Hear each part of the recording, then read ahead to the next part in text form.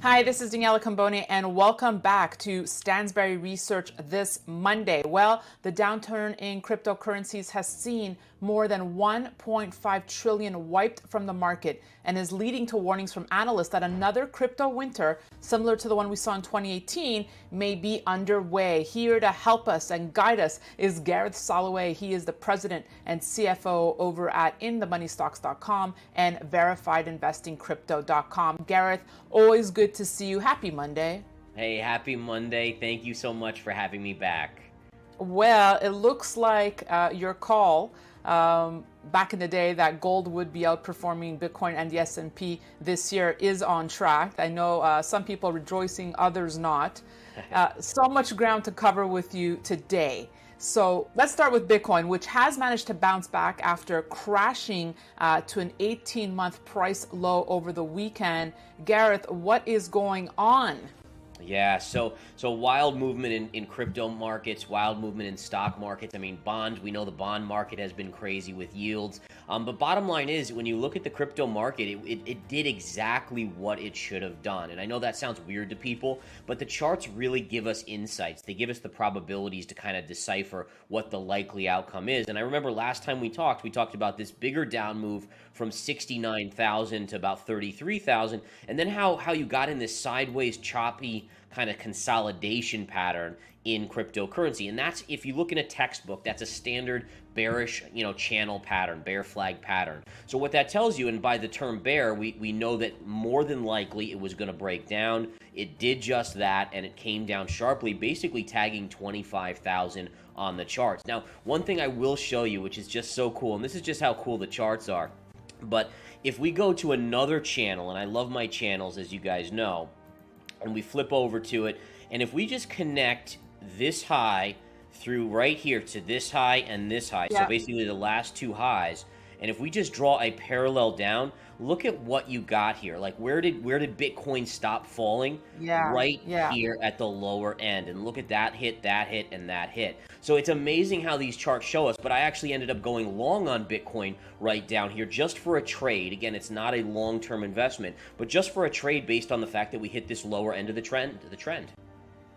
Okay, so few questions here, and I just want to say, Gareth, I applaud you because you took a lot of heat. You've come on, months before this crash happened, calling for $20,000 Bitcoin or lower. The cyber horns came out after you saying, it's impossible, not going to happen.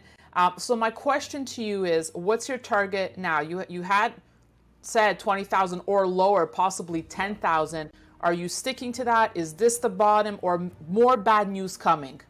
Yeah, so right now, nothing in the chart has changed. So 20,000 is the high end of my target. And again, just to understand where that's coming from, it's coming from the 2017 high. I believe that we have to get back there. We have to retest it. The idea here is that we're going through this first time ever for cryptocurrency where, the Fed is hiking rates substantially. They're sucking money out of the system. We've never had a period since Bitcoin's inception where there wasn't some sort of QE going on, right? Well, now they've sucked that out. They've taken that away. They're reducing their balance sheet and they're raising rates. So it implies that we should have a bigger correction than usual. The other thing that I'd love to show you guys is 20,000 is the high end of my target. The low end is actually down at 12,000. And the way I'm getting that 12,000 target, if I make this chart here zoom out properly, is basically if you look at this move down from 69,000 to 33,000, that's basically a vertical drop of $33,000. And if you take this high here at 48 and drop that same 33,000 down, which is what's called a measured move in technical analysis, you get $12,000. And what's even more fascinating is that if you look at previous cycles like 2017, when it topped out until the end of the bear market, in 2013, Bitcoin corrected 80 to 85%. Well, guess where 80 to 85% is? It's right around 12,000. So 20,000 is my high end, and 12,000 would be my worst case scenario correction on Bitcoin. 12,000. Sorry, and what time frame could we see it go that low? Would it just happen quickly or over a few months? How fast does that happen? Yeah, past cycles usually from the highs. So if you go back to November of 2021, it's 12 to 18 months. So we're already over 6 months into that, which implies give or take around 12 months more until we reach the bottom.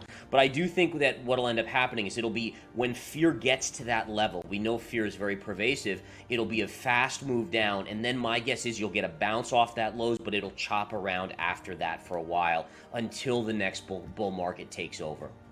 Okay, so the question I'm getting, and I'm sure you're getting, and I know you're not here to give financial advice, but folks who do have a large position in Bitcoin, and if they're hearing this forecast of 12,000, they're saying, should I just get out now? Yeah. Yeah, so and it's such a hard question to answer because I think it's important to be clear is that I do not have a magic 8 ball or a crystal ball. So, there's no guarantees it goes to 12. I mean, heck, there's no guarantees it goes to 20. So what I generally recommend at this stage, now that it's down from 69 to 29 or so, is that you start thinking about, okay, I missed selling at the highs. That's one thing, you can't undo that.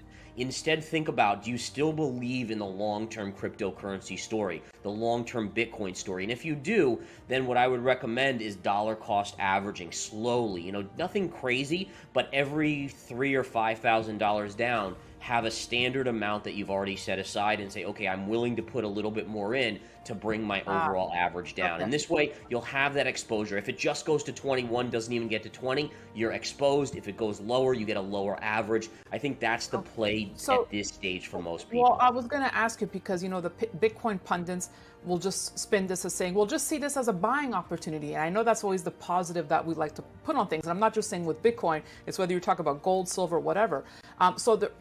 So you agree that it's not necessarily a disservice what they're saying, that if you still believe in the long-term case for Bitcoin, this would be not a bad place to get in. Yeah. If you believe in that long-term case, and remember, you always have to reanalyze that. What I suggest is every month, re-asking yourself, is the thesis still valid? And as long as it is, then I think overall, and I do believe in Bitcoin longer term, I think that you will be rewarded if you hold and you hold through this pain. But I think it's also important to understand is that in 2017, when we were at the lows, people were talking about Bitcoin not surviving. And you have to be ready to weather that emotional kind of nature that's going to be very, very inbred in a lot of people. You're going to see people writing crazy things on social media, and you have to really be able to block that out and stick with your thesis unless it changes.